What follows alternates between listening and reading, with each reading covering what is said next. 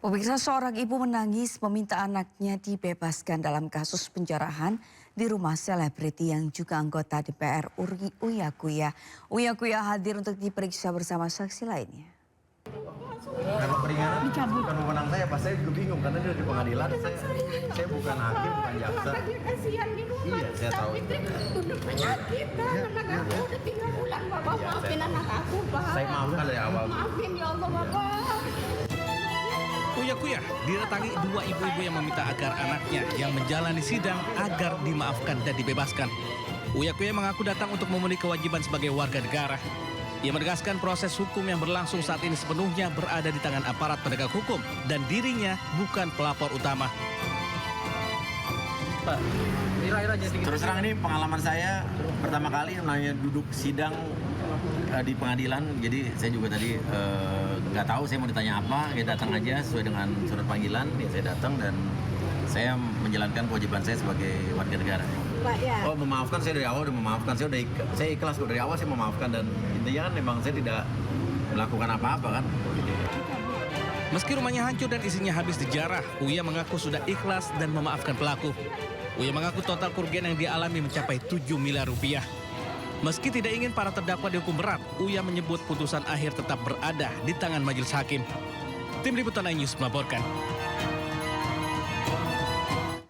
Imbas cuaca ekstrim, harga sayur mayur melambung tinggi di sejumlah daerah.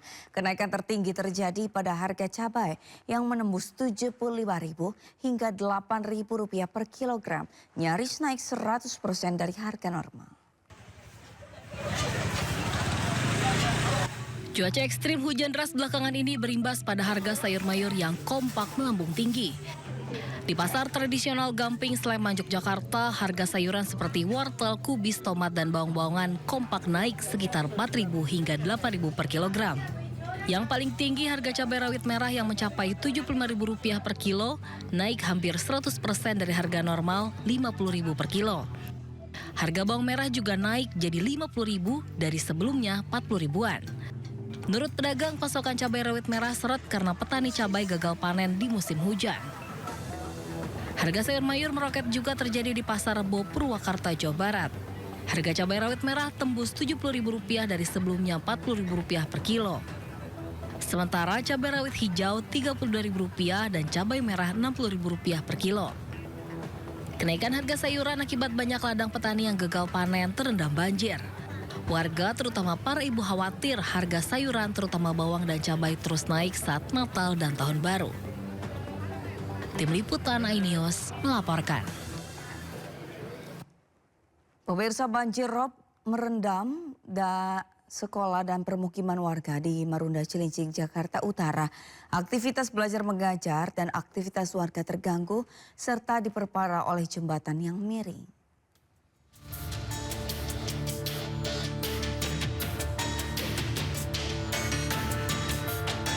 Inilah pantauan udara yang memperlihatkan banjir rob merendam permukiman warga di Kampung Bidara dan Kampung Kuning, Marunda, Cilincing, Jakarta Utara. Ketinggian banjir rob di kawasan ini mencapai 60 cm. Banjir juga merendam sekolah hingga murid dipulangkan lebih cepat. Aktivitas belajar mengajar terganggu akibat banjir rob merendam hingga masuk ke ruang kelas. Para siswa juga terpaksa melewati jembatan miring yang menjadi akses jalan ke sekolah. Jembatan ini sudah lama rusak hingga terlihat retakan di beberapa sisi. Sering. Ini sudah hampir 4 tahun kali yang seperti ini. Yang sampai masuk ke kelas itu sampai di betis itu lutut ya. Banjir rob juga diperparah oleh aliran kali Blencong yang mengalami pendangkalan akibat banyaknya lumpur. Kali ini kayaknya sudah dangkal, Pak. Sudah dangkal, juga kali sudah penyempitan. Dulu kali lebar, Pak. Lebar sekali kali ini. Nah, udah penyempitan juga udah dangkal, sudah banyak lumpurnya. Jadi kalau air rob dari laut lagi pasang, jadi air laut ini cepat naik ke perkampungan, Pak. Sebelumnya, BPBD DKI Jakarta dan BMKG mengeluarkan peringatan dini akan terjadinya banjir rob tinggi hingga 10 Desember mendatang. Dari Jakarta, Sofian Firdaus melaporkan.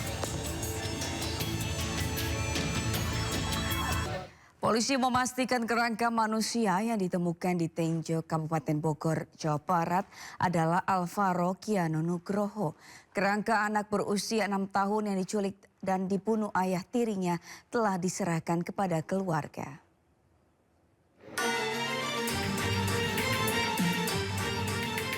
Rumah Sakit Polri Kramat Jati memastikan kerangka manusia yang ditemukan di Tenjo, Kabupaten Bogor adalah Alvaro Kiano Nugroho, bocah berusia 6 tahun. Kerangka diperiksa berdasarkan tulang rahang, gigi, dan DNA. Hasilnya cocok dengan DNA Alvaro, bocah yang diculik dan dibunuh ayah tirinya. Berdasarkan tulang rahang dan elemen gigi yang ditemukan di TKP. Berdasarkan hasil pemeriksaan DNA dan gigi, dapat disimpulkan bahwa kerangka dengan nomor register 0062 /11 Romawi 2005 ML adalah Alvaro Kiano Nugroho, anak biologis dari Arum Indah Kusumastuti. Kepala Rumah Sakit Polri menyerahkan dokumen berisi surat kematian Alvaro kepada Kapolres Jaksel yang selanjutnya diberikan kepada keluarga korban. Tim Liputan Ayus melaporkan. Pasca diserah terimakan dari kepolisian kepada keluarga di Rumah Sakit Polri Kramat Jati, Polri Jakarta Timur, Kamis sore jenazah Alvaro Kiano Nugroho tiba di rumah duka di kawasan Pesanggerahan Jakarta Selatan. Jenazah Alvaro pun langsung disolatkan dan dimakamkan di TPU yang berada tidak jauh dari rumah. Sekitar pukul 3 sore, jenazah Alvaro Kiano Nugroho tiba di rumah duka di Jalan Masjid Muflihun, Pesanggerahan, Jakarta Selatan. Jenazah kemudian dibawa ke Masjid Muflihun, tempat terakhir kali almarhum Alvaro terlihat untuk disolatkan. Usai disolatkan, jenazah Alvaro langsung dibawa ke pemakaman wakaf Masjid Muflihun untuk dimakamkan. Suasana haru menyelimuti proses pemakaman Alvaro ke tempat peristirahatan terakhirnya. Keluarga yang ditemui usai pemakaman mengucapkan banyak terima kasih kepada semua pihak yang sudah mengawal sejak awal hingga akhirnya Alvaro ditemukan. Makasih banyak untuk Polsek Pesanggerahan, Polres Jakarta Selatan, Polri, terutama untuk Bu Sela yang udah banyak membantu dari awal sampai ini terungkap. Pemirsa, bahwa selama 9 bulan ini sudah terungkap dan diketemukannya walaupun kerangka itu diketemukan, saya juga bersyukur dan mengucapkan terima kasih banyak kepada pihak-pihak